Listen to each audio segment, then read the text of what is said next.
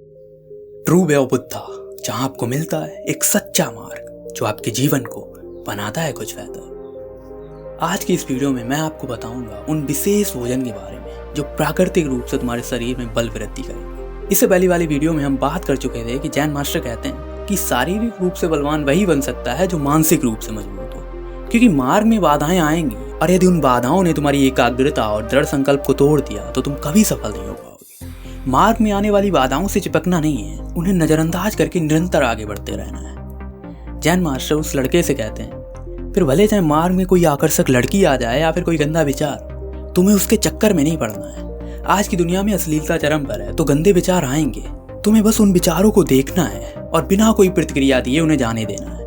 और यदि तुम खुद को नहीं रोक पा रहे हो, तुम्हें प्रतिक्रिया देनी ही है, तो तुम उस गंदे विचार को किसी अच्छे विचार से बदलने का प्रयास करो, पर ज्यादा से ज्यादा प्रयास करो कि तुम उस विचार के प्रति प्रतिक्रिया ना दो, क्योंकि समस्या तब उत्पन्न होती है जब हम अपने अश्लील विचार के अनुसार गंदी क्रिया करते हैं। यदि हम उस विचार के प्रति अपनी प्रतिक्रिया ही ना दें तो हमें कोई समस्या नहीं होती, और ये स्वयं को शक्तिशाली और बलवान बनाने का पहला व मुख्य चरण है। अब वो जैन मास्टर उस लड़के को कुछ विशेष भोजन के बारे में बताते हुए कहते हैं, तुम्हें अवश्य ही इन भोजन को अपनी दिनचर्या में शामिल करना चाहिए।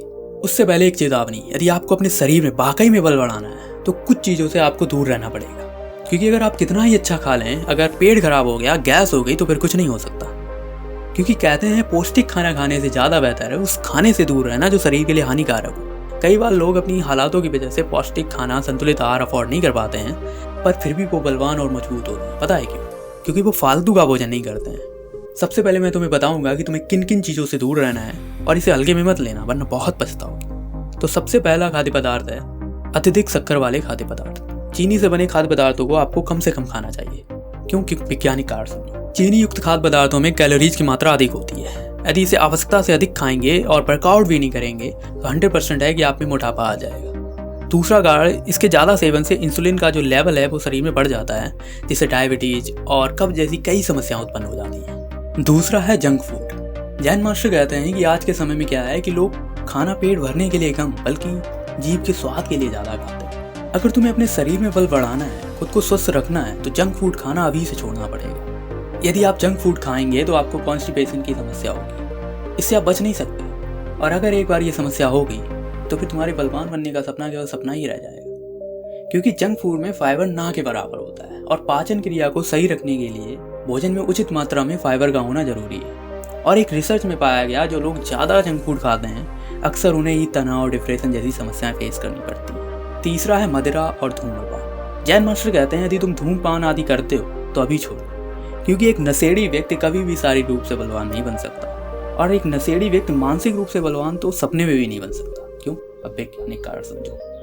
लंबे समय तक शराब के सेवन से केवल फैटी लीवर, हृदय रोग जैसी समस्याएं ही नहीं होती, अब तो कैंसर जैसी लाइलाज बीमारी भी हो जाती है। और धूम्रपान करने से केवल फेफड़ों में ही कैंसर नहीं होता, अब तो मुंह, गला, भोजन नली आदि अंगों में भी कैंसर हो जाता है। और इसके साथ ही धूम्रपान करने से स्पर्म काउंट की संख्या में भी गिरावट आ जाती है, जिससे भविष्य में कई प्रकार की समस्याएं उत्पन्न हो जाती है। यदि तुम्हारे अंदर नशा, धूम्रपान आदि करने जैसी कोई आदत है तो उसे अभी छोड़ दो। जैन मास्टर कहते हैं कि अब मैं तुम्हें बताता हूँ 5 ऐसे खाद्य पदार्थों के बारे में जिन्हें अगर तुमने अपने खाने में शामिल कर लिया तो निश्चित रूप से तुम्हें सारे पोषक तत्व मिल जाएंगे। उसके बाद बोनस के रूप में मैं तुम्हें साइलेंट मॉन्क का डाइट प्लान, पूरा रूटीन भी बताऊंगा। तो सबसे पहला खाद्य पदार्थ है मूंग दाल। मूंग दाल में प्रोटीन भरपूर मात्रा में होती है। यदि तुम प्रतिदिन 1 कटोरी भी मूंग दाल का सेवन करते हो ना, तो तुम्हें कभी प्रोटीन की कमी नहीं सताएगी। इसके साथ ही मूंग दाल पच भी आसानी से जाती है, इसलिए इसके सेवन करने से तुम्हारी भूख भी बढ़ेगी। अब बात करते हैं इसका उपयोग किस प्रकार कर सकते हो। तो सबसे पहले तो तुम मूंग की दाल बनाकर खा सकते हो, मूंग दाल की खिचड़ी बना सकते हो, मूंग दाल का हलवा बनाकर खा सकते हो, क्योंकि बहुत से लोगों को मूंग की दाल पसंद नहीं आती है, तो वो इस प्रकार भी मूंग दाल का सेवन कर सकते हैं। दूसरा खाद्य पदार्थ है पालक। पालक में आयरन, कैल्शियम आदि भरपूर मात्रा में होता है। इसके साथ ही फाइबर भी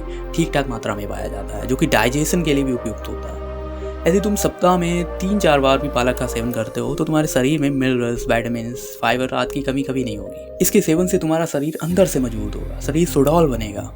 तुम इसका सेवन सलाद के रूप में, पालक के साग के रूप में कर सकते हो। और इसके साथ ही बहुत से लोग पालक का सूप बनाकर भी पीते हैं। पालक का पराठा, पालक पनीर आदि के रूप में भी पालक का सेवन करते हैं। पालक केवल हड्डियों को ही मजबूती नहीं देता है, अब तो आंखों की दृष्टि में सुधार व कई प्रकार के रोगों से लड़ने के लिए हमारे शरीर की रोग प्रतिरोधक क्षमता भी बढ़ाता है। तीसरा खाद्य पदार्थ है घी।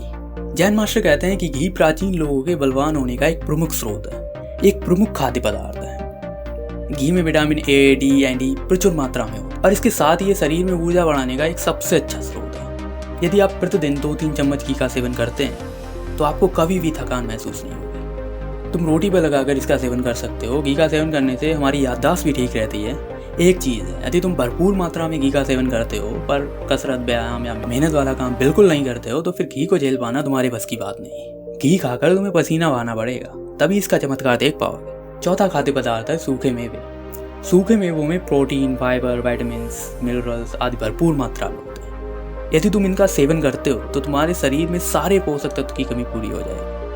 अब इसका उपयोग सबसे महत्वपूर्ण है। जब मन आया तब खा लिया या ज़्यादा खा लिया तो इससे नुकसान ही होगा। तुम्हें एक सीमित मात्रा में और उचित समय में इनका सेवन करना है। सबसे पहले तुम सुबह नाश्ते के रूप में इसे खा सकते हो।